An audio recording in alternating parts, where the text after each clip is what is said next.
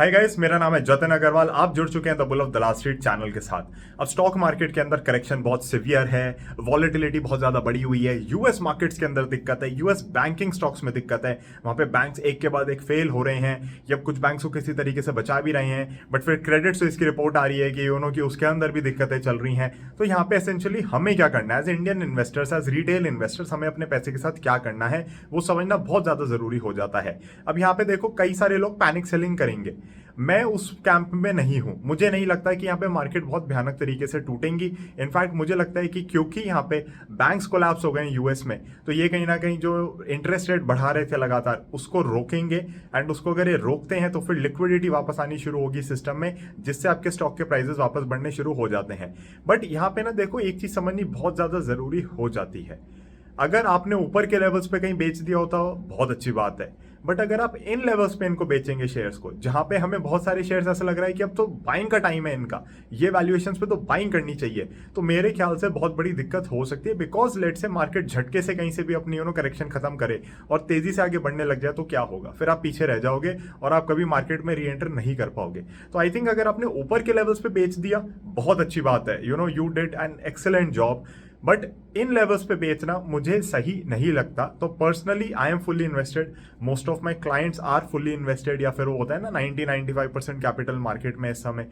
तो हम उस थीसिस के ऊपर चल रहे हैं कि हर चीज, यस हर चीज आप किसी भी प्राइस पे नहीं खरीद सकते। By eight any price work नहीं करता, मार्केट ने पिछले 1.5-2 साल में बहुत अच्छे से बता दिया है। But sell at any price भी मेरे हिसाब से मार्केट में वर्क नहीं करता है। तो अगर आप सोचें कि भैया बेच दें, पता नहीं कहां तक चला जाएगा, तो वो मेरे ख्याल से लॉजिकल नहीं है। Again you need to see your investment horizon, your risk appetite. आपको देखना है आपको क्या सूट कर रहा है। बट हमारे केस में हम पोर्टफोलियोज जब भी हैंडल भी करते हैं अगर किसी क्लाइंट के, तो बड़ा हम क्लियर डिस्कशन करके चलते हैं कि आप कम से कम 3 साल के लिए हमारे साथ अगर जुड़े तो फिर हम आपके पोर्टफोलियोज लेंगे। And again it depends upon the client कि वो 3 साल जुड़ना चाहते हैं नहीं जुड़ना चाहते, बट हम अपनी तरफ से क्लियर इसलिए करके चलते हैं because we understand this volatility and we understand कि अगर कभी हमारे लेट से किसी पोर्टफोलियो में झटका लगता है, दिक्कत आती है, कोई अच्छी बाइंग है हमारी और वो परफॉर्म नहीं कर रही, तो we have that time to make up for those returns जो हमने कहीं ना कहीं मिस कर दी होंगी। एंड लॉन्गर टर्म में we have outperform the markets in the past as well, and I am pretty sure we will continue to do so because of our discipline. तो और कोई इसके अंदर रीजन ही नहीं है, बिकॉज हमारा जो डिसिप्लिन है, हमारा जो सिस्टम है जिसको हम रिफाइन करते रहते हैं, तो मुझे नहीं लगता कि और कोई भी चीज है मैं कहूंगा कि वो पॉजिटिवली इंपैक्ट कर रही है। अगर इंडियन मार्केट्स ने ऊपर जाना है तो हम ये मान के चलते हैं कि लंबे समय में हम आउट परफॉर्म कर सकते हैं।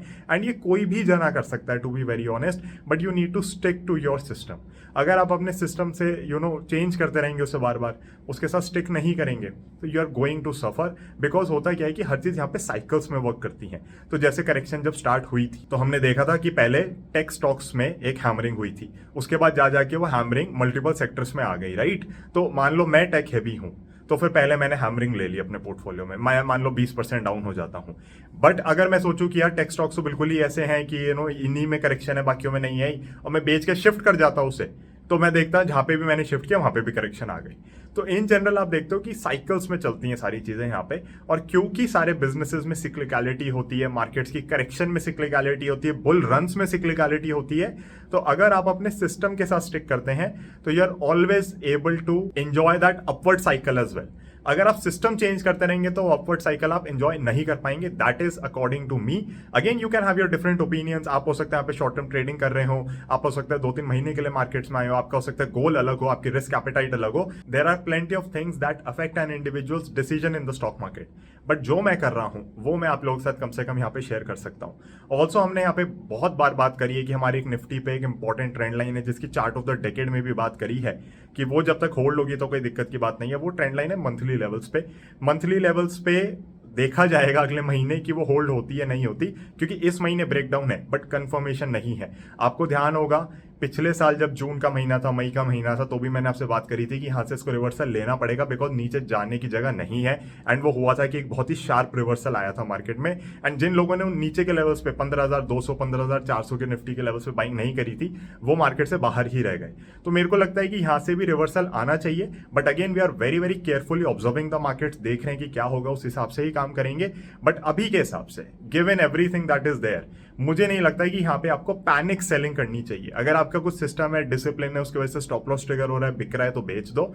बट एक वो पैनिक सेलिंग होती है ना कि 5% एक्स्ट्रा टूट गया, मैंने तो सोचा नहीं था इतना जाएगा, वो सब मेरे ख्याल से नहीं करना चाहिए। 10 से 15% की अगर वॉलेटिलिटी यहाँ पे पोर्टफोलियोज में आपके आती है तो मेरे ख्याल से ये वो लेवल्स हैं जहाँ पे आपको जबरदस्ती नहीं बेचना कुछ भी। बेचने का समय बहुत पहले जा चुका है इस मार्केट के अंदर। ऑल्सो गाइज यहाँ पे स्टॉक्स आप देखोगे ऑन एवरेज 40% डाउन है। तो मैं एवरेज ले रहा हूँ उन स्टॉक्स की जो कि 1000 करोड़ की मार्केट कैप से ऊपर है। तो आप देखोगे 30 से 40% तो बहुत ही नॉर्मल हैमरिंग है। कुछ स्टॉक्स तो 60-70% डाउन है। तो अगर लेट से आपका पोर्टफोलियो हाईज से राइट डाउन है 15%, 20%, तो यहाँ पे आप परेशान मत हो, बिकॉज यहाँ पे अगर आप परेशान होगे तो अगेन वो पैनिक किक इन करेगा और आप गलत डिसीजंस लोगे। इस समय यहाँ पे करने को कुछ भी नहीं है मार्केट में। आप अपनी सिर्फ बाइंग आइडियाज के ऊपर वर्क कर सकते हैं मेरे हिसाब से। You can find new buying ideas और you can double down on your existing investment picks. So I think that is what you can do in this market.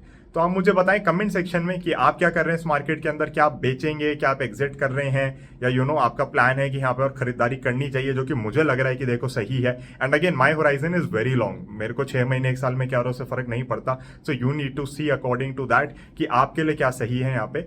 But अगर आप इसके ऊपर और अपडेट्स चाहते हैं तो I have, as I promise to all of you कि 30,000 subscribers हो जाएंगे तो I have launched a free Telegram channel. Educational purpose के लिए है।